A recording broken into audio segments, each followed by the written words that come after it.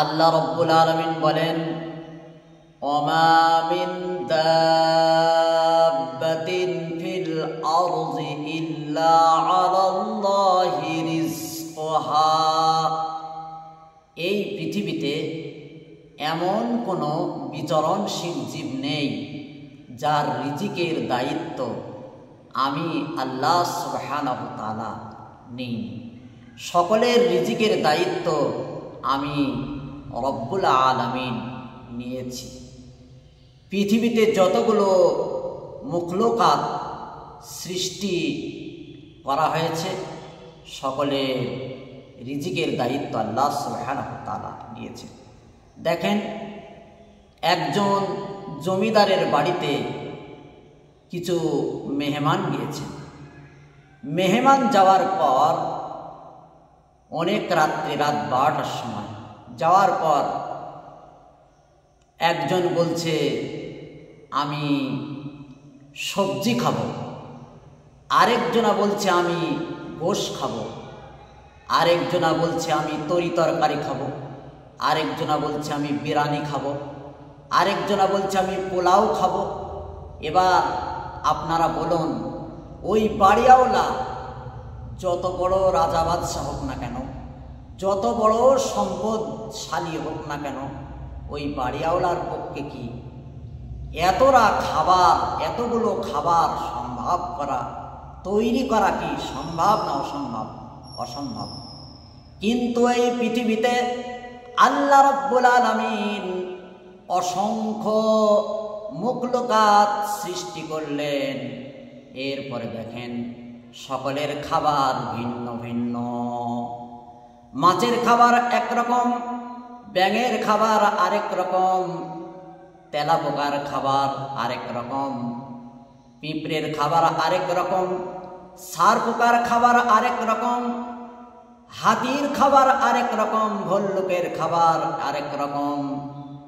এক এক পশুর এক এক সৃষ্টি মখলুকাতের এক এক রকম খাবার। এই ব্যবস্থা করলেন আল্লাহ রাব্বুল আলামিন। আল্লাহ পাক বলছেন এই জন্য, ওমা মিন দাব্বাতিন ফিল আরদি ইল্লা আলাল্লাহি রিজকুহা। সকলকে আল্লাহ সুবহানাহু ওয়া তাআলাই খাওয়ান।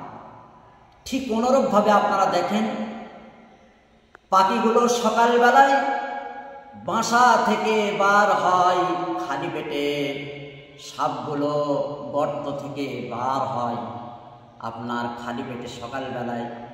তারপরে রিক্সাওয়ালা খালি পকেটে সকালবেলায় আল্লাহর নাম নিয়ে বার হয়।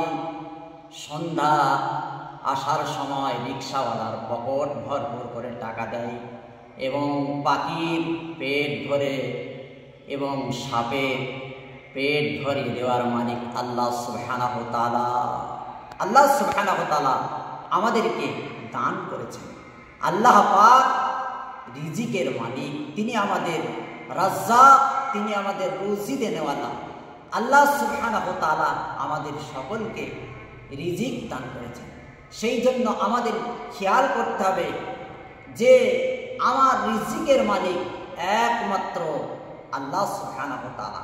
আল্লাহ সুবহানাহু ওয়া তাআলা যতটুকুনি আমার তকদিরে রিজিক রেখেছেন ততটুকুনি আমি পাব। একমাত্র আমাদের সকলকে আল্লাহ সুবহানাহু ওয়া তাআলার ভরসা করতে হবে, তাওয়াক্কুল করতে হবে। এক সময় আমাদের এলাকায় একটি ঘটনা ঘটেছিল। সেটা কি ঘটনা ঘটেছিল? আগামীকাল থেকে লবণ আর পাওয়া যাবে না।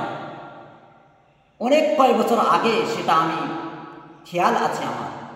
লবণ পাওয়া যাবে না। যতগুলো দোকান রয়েছে, চাপড়া বাজার বলুন, বড়ান্দুলিয়া বাজার বলুন, সমস্ত বাজারে লবণ এত সেল হচ্ছে। তারপরে দ্বিতীয়বার যারা লবণ কিনতে গিয়েছে তারা আর লবণ পায়নি। কিন্তু আমার বিশ্বাস, আমার ইয়াকিন একটাই ছিল। আমার ওই কোরআন শরীফের 12 পারা ওই আয়াতটা আমার খেয়াল এসে গেল। আমি বলছি, পরিষ্কার আল্লাহ পাক বলছেন, ওমা মিন দাব্বাতিন ফিল আরদি ইল্লা আলাল্লাহি রিজকুহা।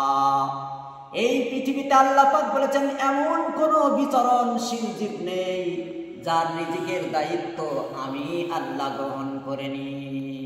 মহতারাম ভাই, তারপর দিন থেকেই লবণ পাওয়া গেল, এটা আমাদের একটি ধোঁকা। দোকানে সেল করার ধান্দা, এটা বিক্রয় করার ধান্দা। রিজিকের মালিক যদি আল্লাহ পাক হয় তবে অবশ্যই তার প্রতি আমাদের তাওয়াক্কুল থাকতে হবে। আল্লাহ পাক বলেন ওমাইয়া তাওয়াক্কালা আলাল্লাহি ফাহুয়া হাসবু। যে ব্যক্তি আল্লাহর উপর ভরসা করে আল্লাহ তার জন্য যথেষ্ট হয়ে যায়। সেই জন্য আমাদের জেহেনকে সাফ করতে হবে। একমাত্র আমার রিজিকের মালিক আল্লাহ সুবহানাহু ওয়া তাআলা। আল্লাহ পাক তেনার প্রতি আমাদের সকলকে তাওয়াক্কুল করার তৌফিক দান করুন। ওয়া আখির দাওয়ানা আলহামদুলিল্লাহ।